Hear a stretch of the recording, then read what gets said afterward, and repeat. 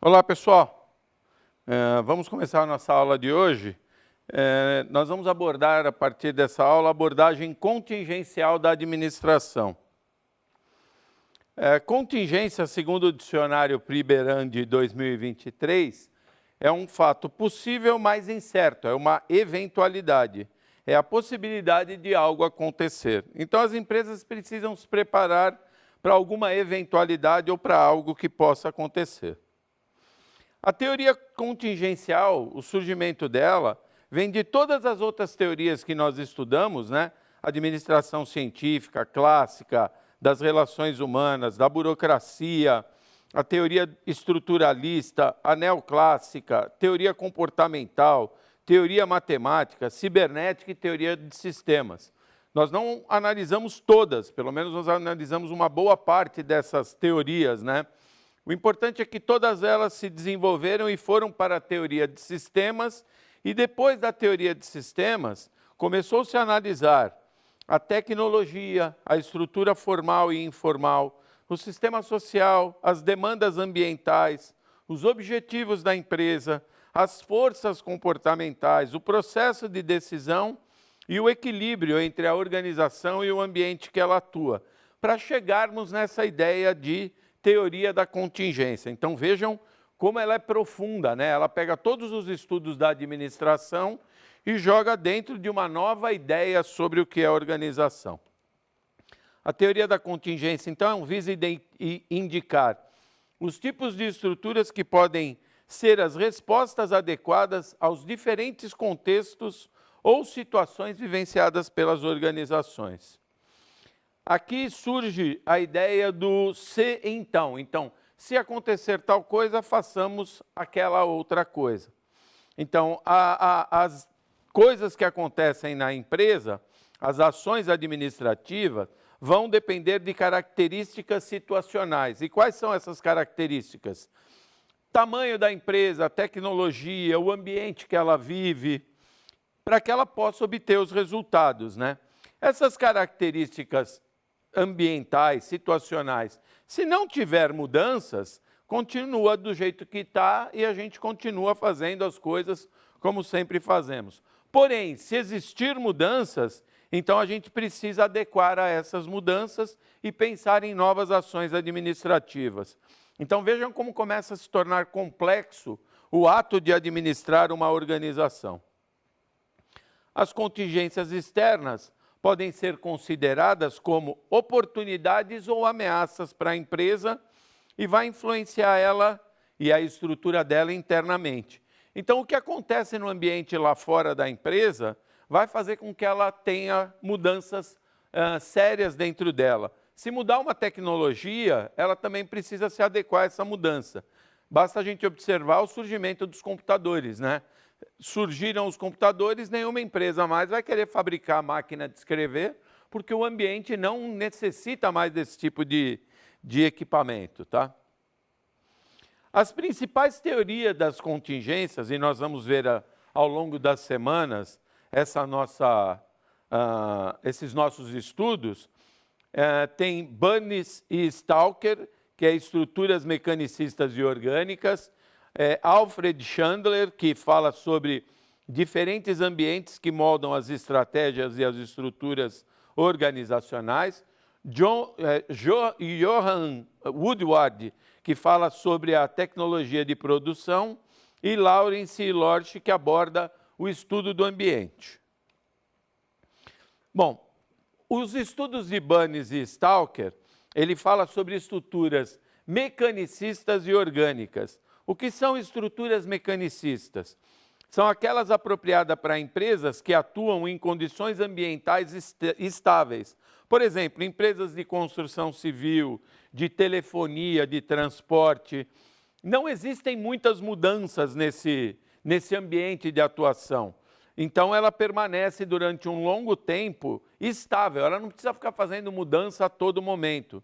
A construção civil, construir um prédio, existem mudanças? Existem, mas demoram um certo tempo para que elas mudem o estado da arte da construção, por exemplo. As estruturas orgânicas são aquelas apropriadas para empresas que atuam em condições ambientais de mudança e inovação.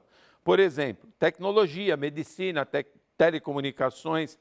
Então, criou-se a ideia de que empresas que não tenham muitas mudanças, elas vão ter uma estrutura específica chamada mecanicista, em que não se precisa fazer adaptações constantemente. E nas estruturas orgânicas, essa empresa tem que estar preparada às mudanças, né? A todo momento surge uma nova tecnologia, um novo aplicativo, um novo aparelho tecnológico, um robô. E na medicina também isso acontece a todo momento, na telecomunicação também. Então a empresa tem que estar preparada para isso. Então quando a gente fala sobre essas duas estruturas, quanto à estrutura organizacional, no sistema mecanicista, a estrutura organizacional é rígida. No sistema orgânico, a estrutura organizacional ela é flexível, ela tem que se adaptar às mudanças. Naqueles ambientes mecanicistas, a autoridade é comando, é quase que ditatorial. No caso do sistema orgânico, em que precisa de pessoas que se adaptem às mudanças, ali é um aspecto de consulta. No ambiente mecanicista, o desenho de cargo ele é definitivo. Já no ambiente orgânico, ele é provisório. A empresa tem que fazer adaptações, mudanças a todo momento. Quanto ao processo de decisão, naquele sistema mecanicista, é o topo que decide. No sistema orgânico, ele é descentralizado, ou seja, as pessoas tomam decisões, as pessoas aplicam mais o conceito de descentralização. A comunicação é vertical, é de cima para baixo na mecanicista. Já no orgânico, ela é horizontal. A comunicação passa muito mais rápido entre as áreas. E no ambiente mecanicista, as normas são rígidas. Já no ambiente orgânico, as normas são flexíveis. Uma pessoa que trabalha com a mente, ela não pode ser cobrada, por exemplo, por criatividade. A criatividade surge de forma espontânea. No caso da execução de trabalhos braçais, onde quer produção, aí sim eu tenho que ter normas rígidas, cobrança por produção, é diferente os aspectos. Esse desenho mecanicista, então, a coordenação é centralizada, padrões rígidos de interação, os cargos são muito bem definidos, o fluxo de informação ele é limitado, adequado para tarefas simples e repetitivas e adequado para a eficiência da produção. No desenho orgânico, veja que muda totalmente a estrutura organizacional, né? Existe uma elevada interdependência entre as áreas, uma intensa interação entre os departamentos, os cargos são mutáveis, então eu posso mudá-los a todo momento. O fluxo de informação é expandido, assim como vocês veem aí nas linhas, todo mundo conversa com todo mundo. O fluxo de informação, então, se expande por todos os elementos da empresa. É adequado para tarefas únicas, porém complexas, e adequado para criatividade e inovação. Agora a gente chega nos estudos de Chandler. Os ambientes moldam as estratégias e estruturas organizacionais. Esses estudos são importantíssimos para o que a gente chama de estratégia. Vocês vão ver ao longo do curso de administração a importância do estudo de Chandler para a formação das estratégias organizacionais. Ele fez uma pesquisa sobre a evolução estrutural de 4 empresas americanas: a General Motors, a Sears, a DuPont e a Oil Standard. Elas foram selecionadas por se tratarem de empresas inovadoras na criação de estruturas de sucesso. As grandes empresas estudadas, essas 4, passaram por 4 fases distintas. Primeiro, acumulação de recursos, ampliação das instalações de produção e preocupação com matéria-prima. Depois passou-se para a racionalização do uso desses recursos.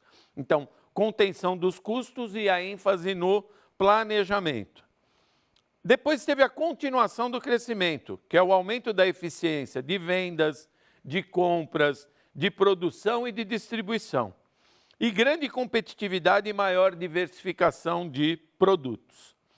Por fim, chegou-se à última fase, a racionalização do uso de recursos em expansão, a ênfase na estratégia de mercado e a preocupação com o planejamento de longo prazo e a administração voltada para os objetivos.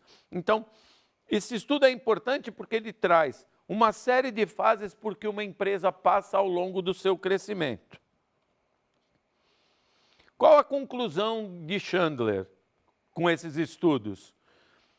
O ambiente que a empresa está inserida tem que ser levado em conta para que se trace as estratégias da empresa e essa estratégia vai moldar a estrutura dela. Que tipo de máquinas ela precisa, que tipo de recursos humanos ela precisa, quanto de dinheiro, que tipo de produto ela vai produzir. Então começa a se pensar de uma maneira muito maior no processo de administração. Woodward, ela pensa em 3 grupos de tecnologia de produção. Ela era uma socióloga industrial inglesa que pesquisou sobre os princípios de administração em 100 diferentes empresas. As empresas que ela pesquisou foram classificadas em 3 grupos de tecnologia de produção, cada qual desenvolvendo diferentes maneiras de produzir. O principal aspecto dessa teoria é justamente essa ideia de dividir os tipos de organização que cada uma das empresas era voltada. Então, por exemplo, ela viu que dentre essas 100 existiam empresas voltadas para a produção unitária, para a produção em massa e produção em processo. A produção unitária e de pequenos lotes é a produção de unidades por exigência dos clientes, produção de protótipos, fabricação de estágios de grandes equipamentos. Então, a empresa se especializava em fazer um produto específico para atender um público específico em pequenos lotes. A produção de pequenas quantidades por pedidos de clientes, exemplo, produção de navios, geradores, motores de grande porte, aviões. Então, aqui existia muito a produção de um único equipamento, mas um equipamento gigantesco, grandioso. Então, tem empresas que atuam fabricando esse tipo de produto no mercado. A produção em grande quantidade e em massa. Então, eram empresas dedicadas a produzir grandes quantidades em linha de montagem. Então, por exemplo, produção de automóvel, geladeira, televisores. Essas empresas, elas produzem grandes quantidades de produtos. Então, a estrutura dela é diferente, por exemplo, daquelas que produzem um único equipamento. E o último deles, a produção em processo. A produção intermitente, por exemplo, de químicos em plantas multiprodutivas, que é a produção em fluxo contínuo, por exemplo, de líquidos, de gases, de substâncias cristalinas. Então, aí entra a produção em processo, as refinarias de petróleo. Existe toda uma sequência para você produzir o produto final, que é o petróleo, A produção química ou petroquímica ou siderúrgica. Então, aqui começam-se a classificar os tipos de estrutura que serão adequadas para cada tipo de negócio que a empresa está inserida. Esse é um dos principais aspectos das teorias de Joan Woodward. A tecnologia adaptada pela empresa determina sua estrutura e o comportamento organizacional. Qual é o desenho organizacional dessas empresas? Refere-se ao processo de determinar a forma organizacional apropriada que serve como base da departamentalização e da coordenação. Ou seja, nós vamos desenhar a empresa de acordo com os processos que ela realiza. Nós vamos desenhar a organização de acordo com o produto que ela fabrica. Se é um produto para uma única unidade, se é um produto para produção em massa, ou se é um produto, por exemplo, que exige vários processos até chegar no produto final, no caso, por exemplo, da gasolina, dos químicos e petroquímicos. Bom, encerramos nessa nossa aula por aqui. Gostaria que vocês lessem o material de apoio dessa nossa aula, vocês vissem o nosso material base sobre ela. Não deixem de realizar os quizzes dessa semana. Olhem o nosso fórum, ele é bem complexo, eu gostaria que vocês dessem uma atenção a ele e uma atenção específica a leituras que aprofundam a temática. Até a nossa próxima aula.